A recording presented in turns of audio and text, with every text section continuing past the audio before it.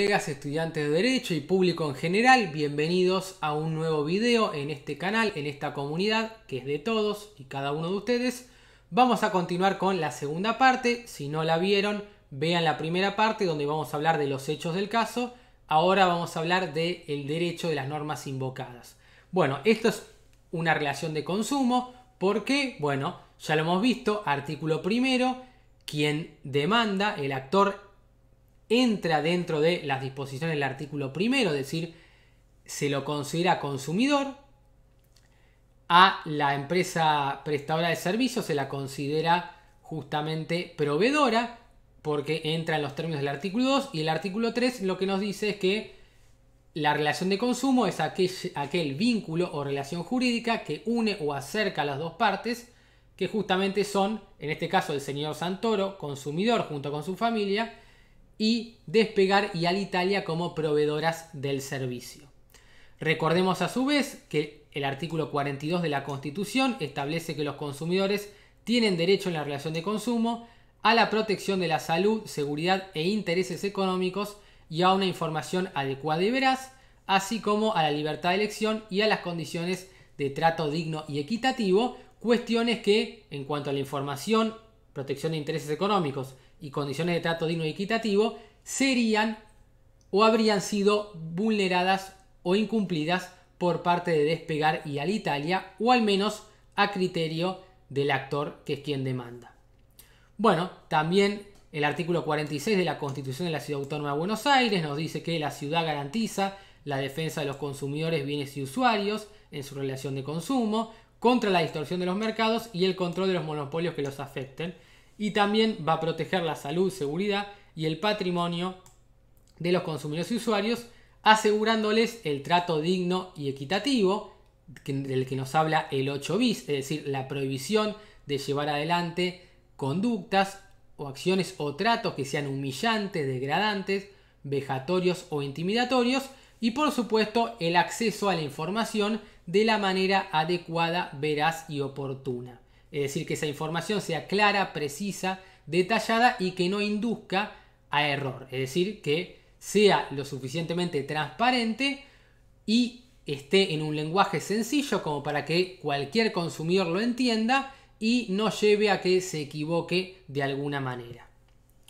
Bueno, esta norma reviste carácter de orden público según el artículo 65. Esto quiere decir que las partes no pueden separarse o alejarse de las disposiciones de la ley, sino que están obligadas a cumplirlo. Justamente, que sea de orden público es lo opuesto a la autonomía de la voluntad de las partes. Cuando hablamos de autonomía de la voluntad de las partes, nos referimos a la libertad que tienen las partes de irse de lo que dice la ley y pactar en igualdad de condiciones. Lo cierto es que el artículo 65 nos dice que es de orden público esta ley. Por lo tanto, las partes no pueden apartarse de sus disposiciones y tienen que cumplir a rajatabla todo lo que dice la ley.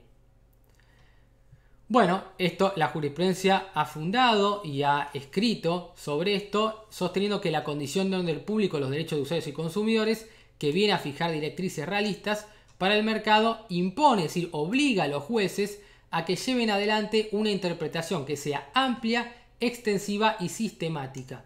Es decir, que sea amplia y extensiva es que vaya más allá de la letra o espíritu de la ley, que sería justamente una interpretación literal o gramatical.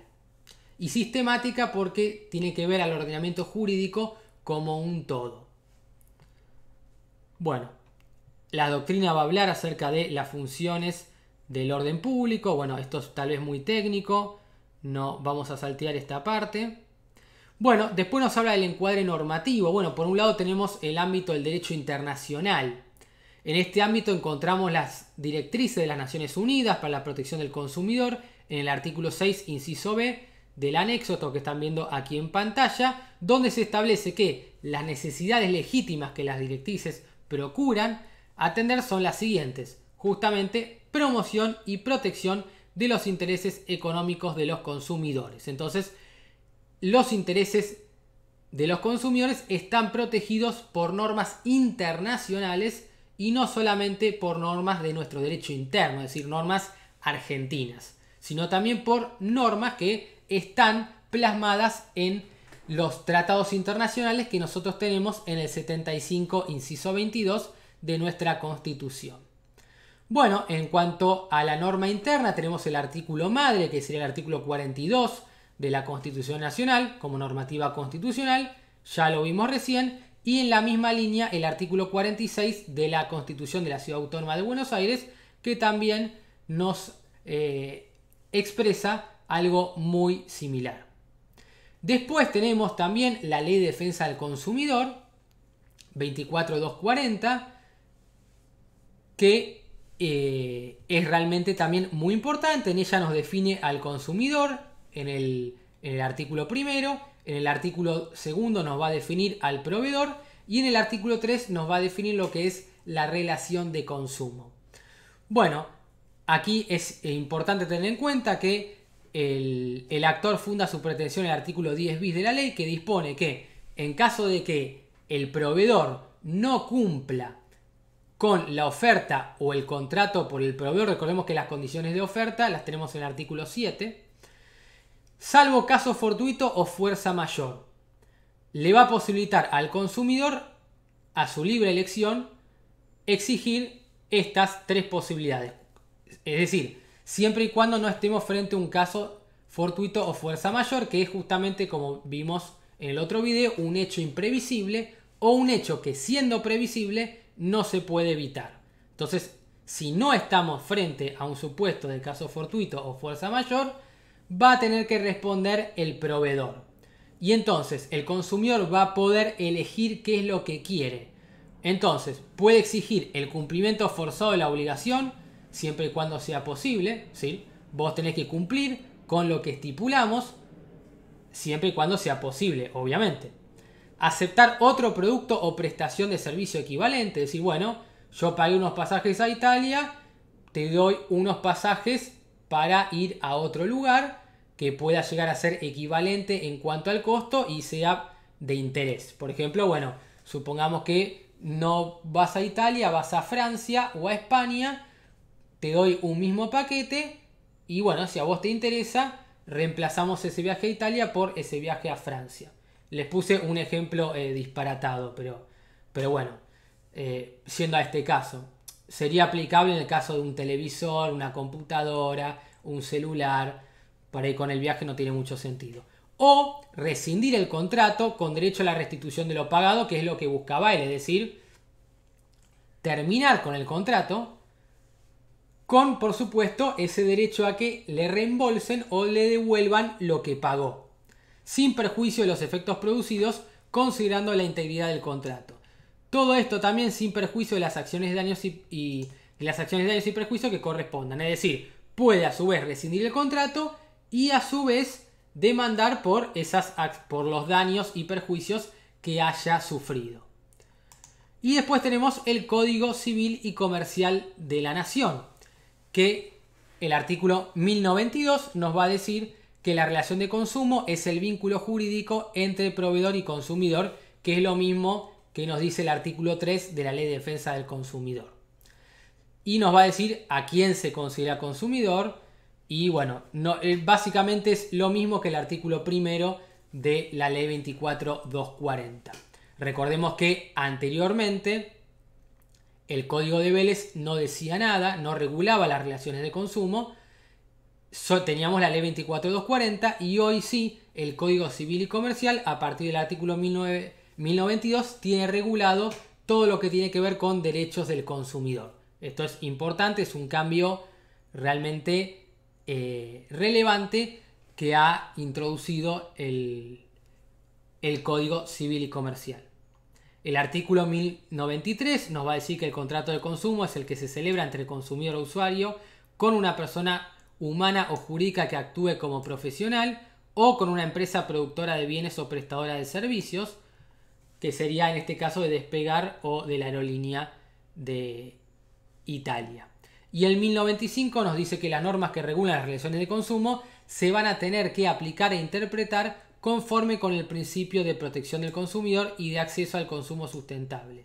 Y siempre y cuando exista una duda, esto no sea certero, se va a aplicar el indubio pro consumidor. En caso de duda sobre la interpretación de este código o leyes especiales, prevalece la más favorable al consumidor, lo mismo que en materia de derecho penal a favor del reo o en materia de derecho laboral favorable al trabajador. Bueno, el artículo 1730 nos va a describir, nos va a hablar acerca de qué es el caso fortuito o fuerza mayor, que en este nuevo código se equiparan, a diferencia del código de Vélez. Y bueno, esto que les decía que pueden ver aquí, que es lo mismo que vimos.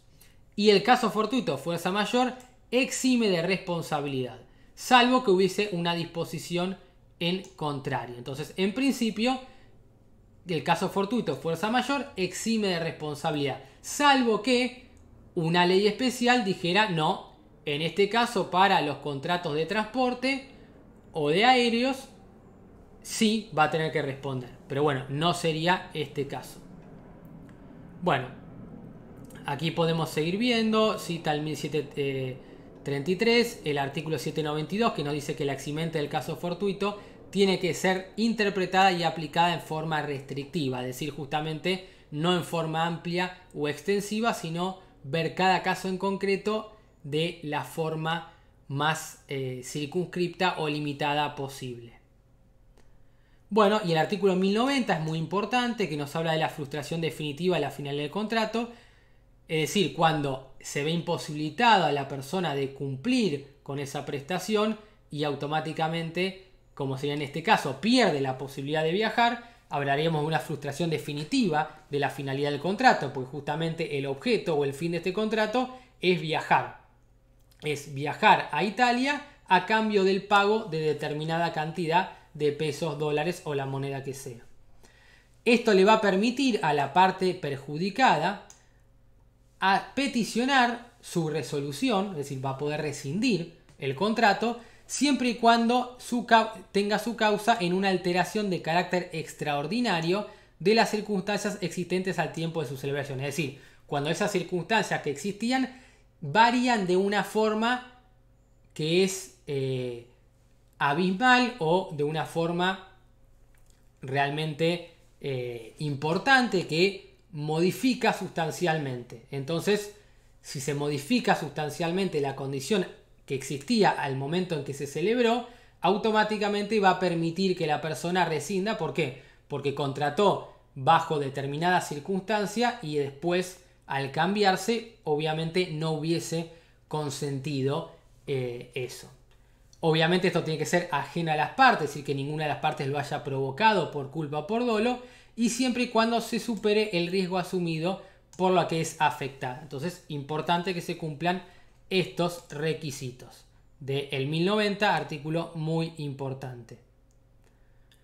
Según la doctrina, la frustración del fin del contrato es una vicisitud que sobrevive o sobreviniente a su celebración, que importa o pretende importar una variación, una modificación de la circunstancia, una modificación que tiene que ser razonable, sustancial, existentes al suscribirse a aquel, la cual como consecuencia permite operar la resolución del contrato y por lo tanto, en caso de haber existido un pago, este debe ser restituido. Claro, cuando se modifica sustancialmente la condición, por ejemplo, si dijeran, bueno, viajás en 3 meses, no, yo necesito viajar ahora, no puedo viajar en 3 meses porque el único momento en el que tengo vacaciones es ahora, que es lo que le pasaba al actor. Por lo tanto, en ese caso se modificarían sustancialmente las condiciones y esto le daría derecho a rescindir el contrato en los términos del artículo 10 bis, como vimos, con, por supuesto, el derecho a reembolso, a que se le reintegre lo pagado o lo abonado.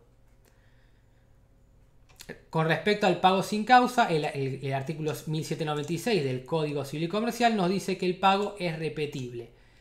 En caso en que, siempre y cuando la causa del deber no existe o no subsiste, porque hay una obligación válida. Esa causa deja de existir o si es realizado en consideración a una causa futura que no se va a producir. La jurisprudencia, bueno, aquí cómo entiende el pago sin causa, esto que estamos viendo aquí, un poco técnico. Y bueno, luego tenemos cuáles son los hechos probados, es decir, aquellos hechos que no son controvertidos, que las partes están de acuerdo con ellos y no hay un conflicto aquí. Digamos, aquello que ha quedado acreditado porque se ha probado con prueba pertinente. Aquí nos va a hablar acerca del principio protectorio y la aplicación de la norma más favorable al consumidor. El principio protectorio deviene del derecho laboral, del artículo 14 bis, cuando dice que el trabajo gozará, en sus diversas formas, gozará la protección de las leyes.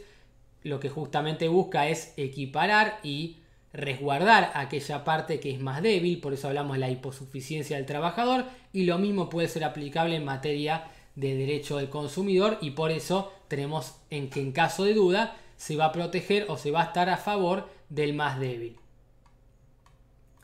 Importante tener en cuenta esto.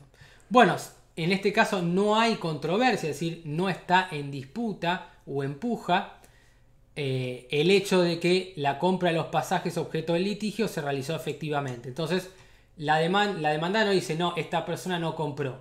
Quedó clarísimo que la persona compró y realizó el pago. No hay discusión. Y por supuesto lo respalda con la prueba documental pertinente que suma o agrega en el escrito de inicio en el momento de la demanda. De ahí surge la factura de compra y la constancia de entrega de los tickets de viaje. Entonces, esto queda perfectamente respaldado. Por ello debe tenerse asimismo por acreditada la cancelación del viaje por el hecho público y notorio de la pandemia. Y cita el DNU 260 del 2020, que es el que dispuso el aislamiento social preventivo obligatorio y los demás derechos concordantes. Entonces, no hay discusión, hubo una pandemia. Por esa pandemia, que es un hecho imprevisible, hablamos de caso fortuito o fuerza mayor, no se pudo viajar, pero se trata de un hecho que no es imputable a ninguna de las dos partes. También se encuentran en prueba las gestiones realizadas por Despegar ante Alitalia para la emisión de esos vouchers u órdenes de compra para nuevos pasajes a favor del actor y la negativa de esta última a dejar los pasajes abiertos o restituir el precio.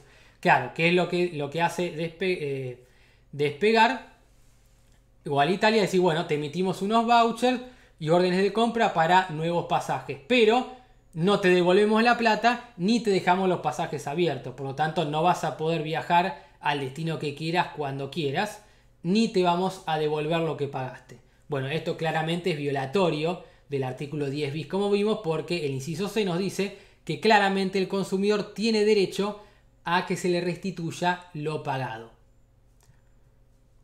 Y eso queda a la libre elección del consumidor. Por lo tanto, si se le veda, no se le permite esa posibilidad, automáticamente están afectando la libertad individual del consumidor y están vulnerando esa protección y le están brindando un trato abusivo que vulnera el 8 bis, como vimos.